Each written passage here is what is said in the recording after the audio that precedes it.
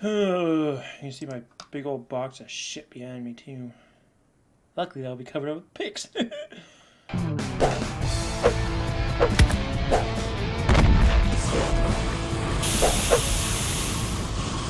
Hello everyone and welcome to Sharp Dressed Gaming, and today we are here with analysis, I guess you could say, of the release of the two new Pokemon games for the Nintendo Switch, Pokemon Sword and Pokemon Shield. Yes, I'm going to say Sword because somebody told me that that's how it's supposed to be said a while ago, and I liked the way it sounds, so I kept saying Sword.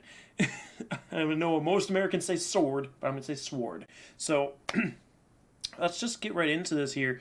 Starting off with the names, Sword and Shield. By the way, this was my face the majority of the direct. Confusion. A little bit of confusion. But, I mean, they're getting away. So, I was thinking over the other names. So, obviously, we've got red, blue, and green colors. And then we move over to minerals, right? Or are they elements? Elements? Gold and silver? I'm going to have to look this up. This isn't a bit anymore. It was going to be a bit, and then I actually forgot. So, I actually forgot what they were. Gold and silver elements, right? They're on the periodic table of elements. Oh, God. Oof, embarrassing. This is why I didn't finish college. Validate me, Google. I'm actually reading the periodic table of elements right now. Yeah, AU is gold. Silver is AG, yeah. What is crystal? Yeah, so like crystal kind of breaks. I don't know. They just came up with random names after a point. So we had red, blue, yellow, gold, silver, crystal, which crystal doesn't fit with gold and silver because they're elements, and crystal's not an element. It's homogeneous solid substance. And then we have diamond, pearl, platinum, which are three different things. I'm pretty sure. I think pearl is different than diamond. Like diamond's like a crystal, right? What is a pearl? Classified as, just like a shell of a mollusk, the pearl is called calcium carbonate, so it's calcium carbonate. Mainly argonite. Alright, whatever. You guys don't care. And then we had black, white, and black 2, white 2, back to the colors. And then we went to X and Y because of the X and Y planes on the new 3DS platform. And then we had Sun and Moon, because that tied into the story. Now we have Sword and Shield. So it'll be interesting to see how they incorporate that into the story. Looking at the logos alone, they have the wolf heads at the top of each thing. So immediately what pops into my head is either the cover legendaries are both going to be wolves, and one will be offensive and one will be defensive, or if we follow what nonsense they've been pulling with the legendaries lately, lately as in just Sun and Moon, there is a wolf. There's a trio, and the wolf is one of them, and the other two are something else, and the wolf can combine with them. I don't know. It's early to make such wild speculation. I mean, not wild because they've done it before, but to make such speculations that it's still up in the air. So we'll have to see what ends up coming of these two mascot legendaries. If they continue to do mascot legendaries, which I don't see why they wouldn't. They haven't strayed away from that since the first games. So getting into the trailer itself, we of course are treated to the Galar region, which I love. I actually really like that name. It's really fitting to the Sword and Shield names, and also from what we assume and can pretty basically accept is that this is based on the UK region. I like the Galar name. I really do like it. It's Pokemon-esque, and it also fits with everything else. So I really like that. But we get a map of the Galar region. I'll go over that first. So it's a very linear map. It almost looks like a sword. Except it doesn't point. I mean, it points at the bottom with the mountain range or the trees or whatever the hell are down there. But it looks like it continues on. And this might actually connect to another region. Let's actually pull up, like, Kalos. Because everybody was like, maybe it's a connection to Kalos. So let's take a look and see where Kalos kind of breaks apart. So I guess, let me look at... It almost looks like, well, I don't know. Because it'd be coming from, well, the top the river could connect. I don't know. It doesn't look like it connects to Kalos. It wouldn't connect to Alola, obviously, because Alola. I don't know. So maybe it doesn't connect to any of the other ones. It possibly could, but again, at this point, speculations. So I don't know how I feel about it being such a linear map. I mean, obviously you can go to the sides, but it looks like you just go straight up to the top, which I don't know. We'll have to see how it works out, if it makes for an expansive enough map to be good for the game. But then, of course, we get treated to scenes from within the game, and let me tell you, the detail in this game is absolutely amazing. Like, you can see each individual blade of grass even more clearly than you could before. Everything's got really nice textures to it. Like, you thought Sun and Moon had good textures. Look at this stuff. This is the part that blew me away in this trailer, is all of the scenery. Now, as far as the characters go, the trainer characters and the Pokemon we see, the Pokemon are the same sprites as Sun and Moon / Let's Go. They just have a little bit more shading to them now, from what I can tell. And even the trainer characters didn't super impress me. They look good. I'm not saying they don't look good. I'm just saying it wasn't as much of a jump as it was between the DS and the 3DS, say. Like between Black and White and X and Y. Which the 3DS did have it was pretty good hardware, so I guess that can contribute to the less distinction between the character models, at least. The landscapes are just so nice. I love them. And there's a lot of actually really cool landscapes here. I want to see if I got any screenshots on here. I'm just on the Pokemon website, which I'll link in the description below if you don't know how to get to the Pokemon website. So there's a cave that looks, and this is what also makes me think of that it might be connected to Kalos. This cave looks a lot like, what the fuck is the name of that cave in Kalos? Kalos Cave. It's been a while. It's been a minute or two. Not Reflection Cave, Glittering Cave. It looks right? It looks a lot like Glittering Cave, where the first cave you go into in the game, like you ride the Rhyhorn over the thing, and then there's the railroad tracks through the thing. Or it could also be connected to Terminus Cave. Is that the one with Zygarde in it? Connecting Cave? No, that's not Connecting Cave. Connecting Cave is the Zubat one. Terminus Cave. I was right, yeah. It looks a lot like that, too, with the mine tracks. I mean, that might just be that it's another mine, and they're just going to look the same because this is the same game series. I don't know for sure.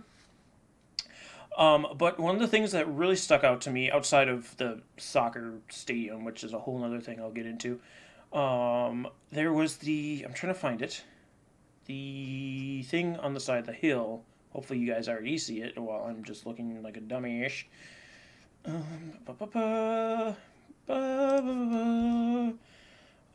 Hillside pattern?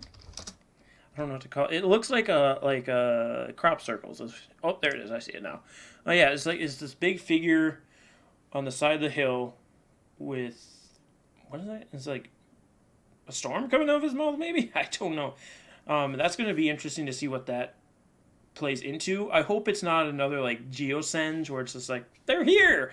And I mean, there was a thing underneath the Geosenge town, but outside of that, the stones really didn't do anything else. Like outside of Geosenge, none of those stones did anything. So, I don't know, it'll be interesting. Again, a lot of this is just the first trailer, and I don't want to downplay everybody else's excitement to these trailers, because I understand it's a new game, it's on the Switch, crazy. It just didn't pull me in as much as I thought it would have. I mean, maybe that's just because, I don't know, I haven't been playing the games a lot lately. Maybe I've just been burnt out. It's been so many years. I don't know. We'll see. I am going to play them, though. I'm not going to put these on the wayside. I will play them, so. And I'm assuming as more Pokemon get released, I'll get more excited. We'll get into that kind of stuff. But let's go back to the next part that everybody is going nuts over. The 3 starter Pokemon. So we get introduced to the 3 starter Pokemon.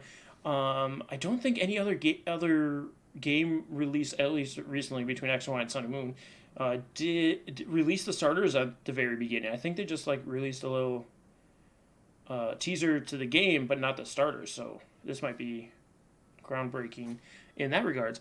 But we're introduced to Grookey, Scorbunny, and Sobble. Now, let me tell you, when I first saw these three, I went, bleh. I didn't care at all. Scorbunny, instantly, no thank you. I do not like his design. He's really awkward built. I mean, I know he's the basic. That's kind of what they do. But I do not like him.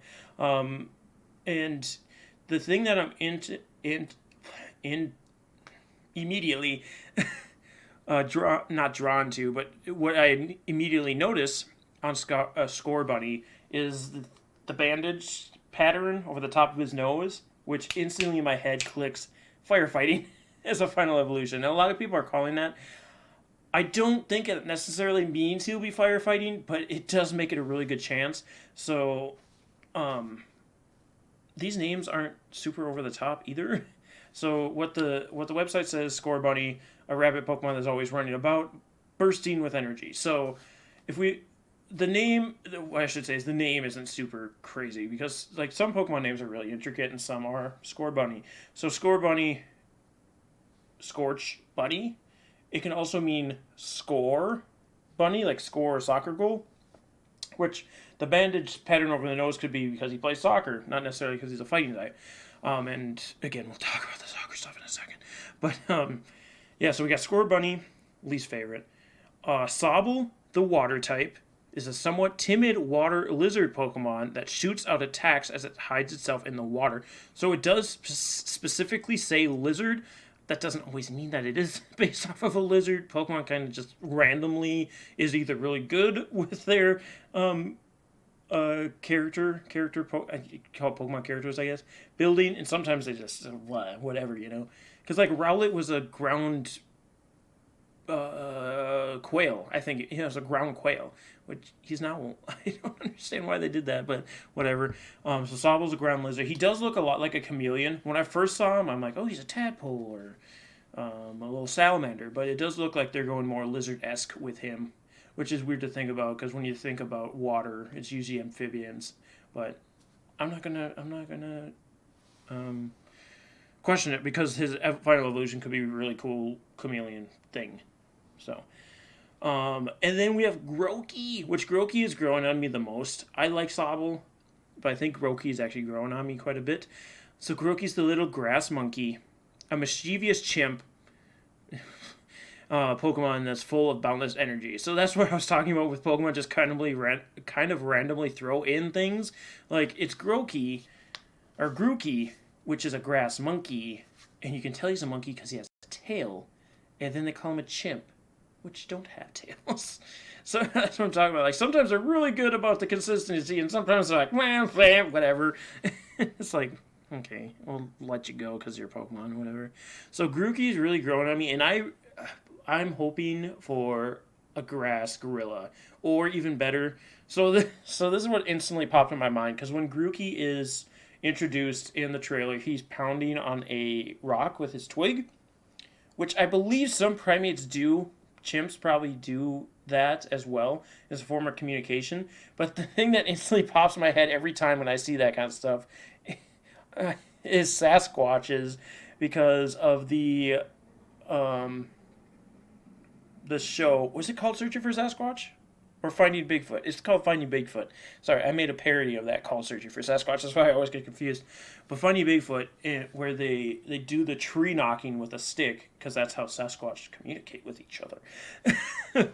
So, like, if we get a grass Sasquatch, I wouldn't be upset either, to be honest with you. But I think it'll be a gorilla, or maybe just a really big monkey.